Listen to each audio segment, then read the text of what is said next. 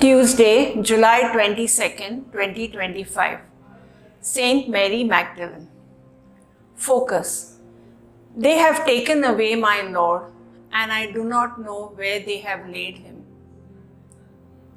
2023 was a year of grace for me. It was the year a cancerous growth was discovered in my wife's kidney.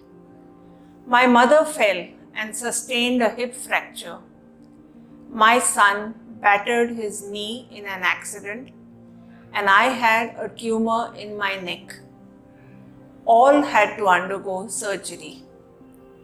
It was a time when some people said, "Where is Jesus, who you always pray to?"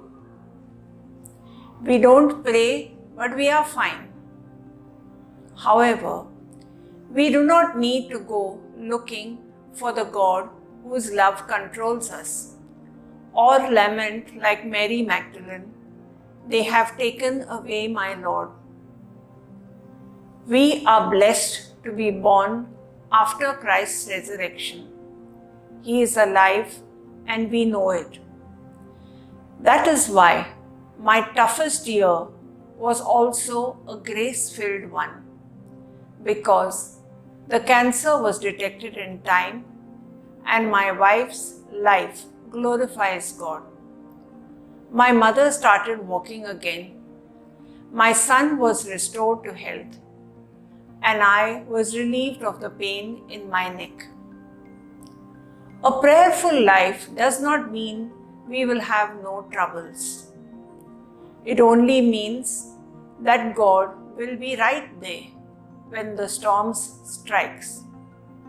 Think of Mary Magdalene. Meeting Jesus alive made her forget her grief. All she could do was tell the world, "I have seen the Lord." Fruit. I will testify to others that no matter what, God is always with us.